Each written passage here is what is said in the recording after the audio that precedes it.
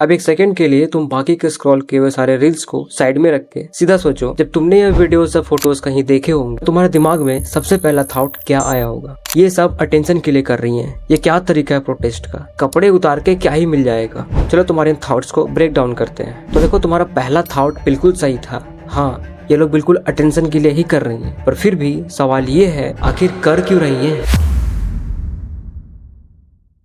8 मार्च 2026 Paris का एक iconic जगह, काफी संख्या में लोगों की भीड़ होती है और अचानक उस भीड़ के बीच कुछ लड़कियां बिना कपड़ों के दिखती है। ना ये कोई फैशन था, ना ये कोई मैडनेस थी, ये एक प्रोटेस्ट था। पर सवाल ये है, आखिर ऐसा क्या ही टॉपिक रहा होगा जो ये बिल्कुल टॉपलेस होकर बीच सड़क पर उतर आई है? अब इस प्रोटेस्ट का एक्चुअल रीजन फाइंड आउट करने के लिए हम थोड़ा पीछे की ओर चलते हैं, क्योंकि ये जो तुम देख रहे हो ना, ये कोई सडन ट्रेंड नहीं है, ये इंस्टाग्राम का वायरल मोमेंट नहीं, ये एक 15 साल पुरानी स्ट्रेटेजी है जो कि स्टार्ट होता है 2008 में यूक्रेन से, जहाँ कुछ यंग वीमेन सिस्टम से बिल्कुल फ्रस्ट्रेट होकर उन्होंने एक ग्रुप बनाया फीमेन।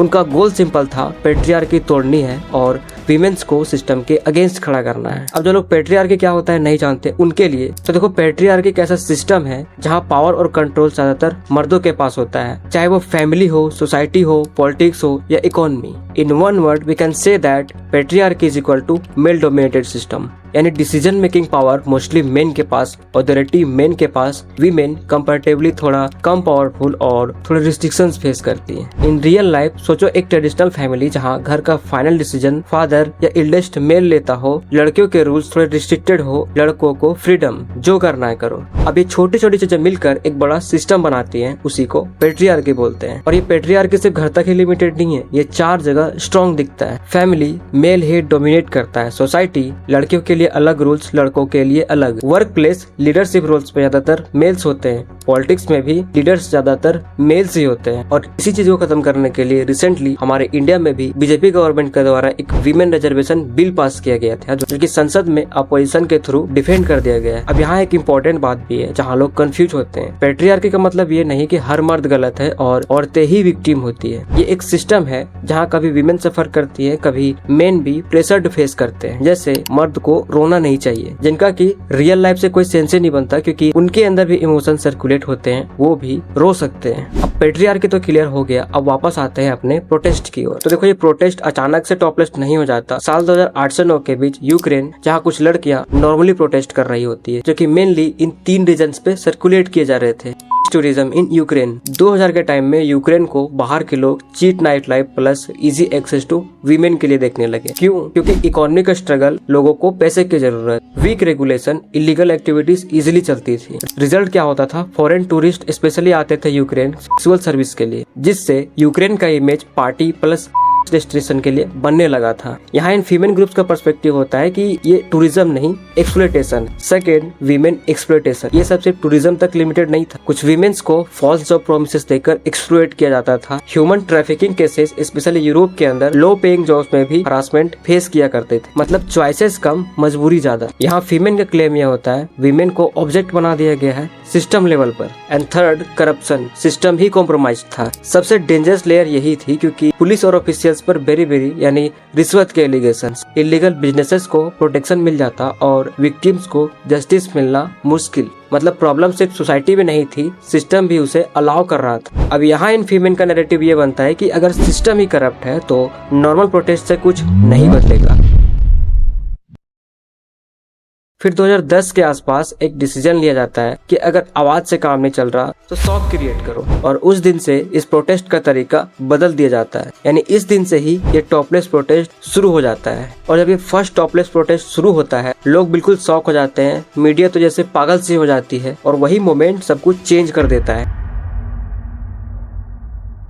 क्योंकि इससे उनके इस प्रोटेस्ट को एक हाई कॉन्ट्रास्ट अटेंशन मिलता है, और यहीं से उन्हें एक चीज बड़ी क्लियरली दिखती है कि normal protest is equal to ignore, but topless protest is equal to viral. बस वहीं से ये टॉपलेस होना उनका एक परमानेंट वीपन बन जाता है। फिर 2012 के बाद जब ये मूवमेंट फ्रांस आता है तो ये ग्लोबली हो जाता है। अब ये सिर्फ फीमेल राइट्स तक ही लिमिटेड नहीं रहता। रिलीजियन, पॉलिटिक्स, वार, डिक्टेटरशिप, जहाँ भी पावर्स का मिसयूज दिखता वहाँ ये पहुँच जाते और अपना टॉपलेस प्रोटेस्ट शुरू कर देते। जैसे व्लादिमीर पुतिन 2011 से 13 के बीच रसिया में काफी टेंशन से बढ़ रहे थे। Opposition pressure, journalist issue, feminist band arrest, यानी इस 2011 से 13 के बीच रसिया सिर्फ एक कंट्री नहीं था, वो एक बैटलफील्ड बन चुका था जहां आवाज उठाना खुद में एक क्राइम बन रहा था। और तो और गवर्नमेंट क्रिटिसिज्म करने वाले जर्नलिस्ट को रिटेन किया जाता, अटैक किया जाता और कुछ केसेस में तो मिस्टीरियस डेथ भी हो जाती। मीन्स रसिया उस टाइम पर डिक्टेटर के मामले में मिनी नॉर्थ कोरिया बन चुका था। और यही सब उन फीमेल ग्रुप्स के अंदर एक बार फिर आग लगाने का काम करती है। फिर आता है 2013 जब जर्मनी में एक पीसफुल इंडस्ट्रियल इवेंट ऑर्गेनाइज किया गया था जिसमें कि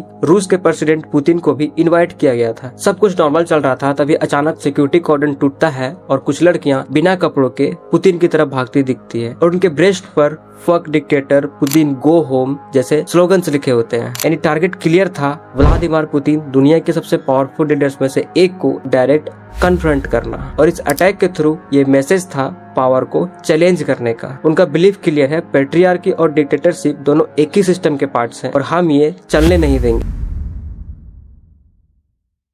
अब वापस आते हैं 2026 पर। फ्रांस वो सिर्फ एक कंट्री नहीं, वो एक प्रेशर कुकर बन चुका था। एक तरफ सेक्सुअल वायलेंस के खिलाफ उबलती आवाज, दूसरी तरफ सोसाइटी का डिवाइड और तीसरी तरफ फेमिनिज्म के अंदर की जंग। ये सारे सिचुएशंस एक ही साथ बॉयल हो रहे थे। और फिर आता है 8 मार्च जिसको कि इंटरनेशनल वीमेंस डे कहा जाता है, यानी जिस दिन पूरी दुनिया का ध्यान वीमेंस की ओर होता है। ठीक उसी दिन एक बार फिर फीमेल ग्रुप्स बिल्कुल टॉपलेस होकर प्रोटेस्ट करती दिखती है। और ये सिर्फ प्रोटेस्ट नहीं होता, ये एक बड़ा एक्सप्लोजन होता है पैट्रियार्की और डिक्टेटरशिप को चैलेंज करते हुए। अभी भी अगर एक डाउट क्लियर नहीं हुआ कि आखिर टॉपलेस ही क्यों, कुछ और भी तो किया जा सकता था, तो जवाब सिंपल नहीं है, क्योंकि प्रॉब्लम भी सिंपल नहीं है। सच ये है कि सोसाइटी ने पहले ही फीमेल बॉडी को एक ऑब्जेक्ट बना दिया है। टीवी एड से देख लो, कोई कार बेचनी हो तो मॉडल्स यूज होती हैं, कोई परफ्यूम बेचना हो तो बॉडी यूज होती है, कहीं अटेंशन चाहिए हो तो फीमेल बॉडी को फ्रंट कर दिया जाता है। मतलब बॉडी को पहले ही एक टूल बना दिया गया है। अब यहीं से गेम रिवर्स होता है। फीमेल ने सोचा अगर सिस्टम ने बॉडी को ऑब्जेक्ट बना दिया है तो उसी बॉडी को वीपन बना देंगे। यानी जैसे किसी प्रोडक्ट को एडवर्टाइज करने के लिए, उसे ज्यादा से ज्यादा लोगों तक पहुंचाने के लिए इसी फीमेल बॉडी ऑब्जेक्ट को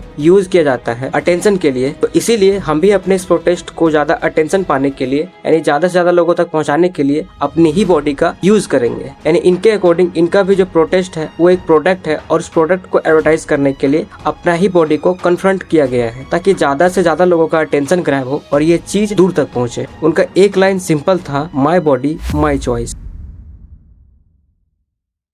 अब थोड़ा डिफरेंस समझो। पहले बॉडी पर कंट्रोल सिस्टम का था, अब बॉडी पे कंट्रोल उनका खुद का है। और जैसे ही ये शिफ्ट होता है सिस्टम बिल्कुल अनकंफर्टेबल हो जाता है, क्योंकि अब वो डिसाइड नहीं कर रहा कि कब, कैसे और किस पर्पस के लिए ये बॉडी अटेंशन को यूज करना है। यहाँ एक और इम्पोर्टेंट चीज होती है, वर्ड्स इग्नोर हो सकते हैं, स्पीच स्किप हो सकती है, लेकिन एक शॉकिंग विजुअल सीधा दिमाग में घुस जाती है। इसलिए ये सिर्फ प्रोटेस्ट नहीं था, ये पावर के खिलाफ एक विजुअल अटैक है। पर जब प्रोटेस्ट इतना एक्सट्रीम हो जाता है तो सवाल सिर्फ सिस्टम पर नहीं, मेथड पर तो उठता ही है। और एक आखिरी लाइन जो कि हम सबको याद रखनी ही चाहिए कि जब प्रोटेस्ट इतना एक्सट्रीम हो जाता है तो समझ लो प्रॉब्लम भी उतनी ही गहरी है। और कभी कभी तो जो प्रॉब्लम देखने में छोटी लगती है वो उतनी ही ज्यादा बड़ी होती है।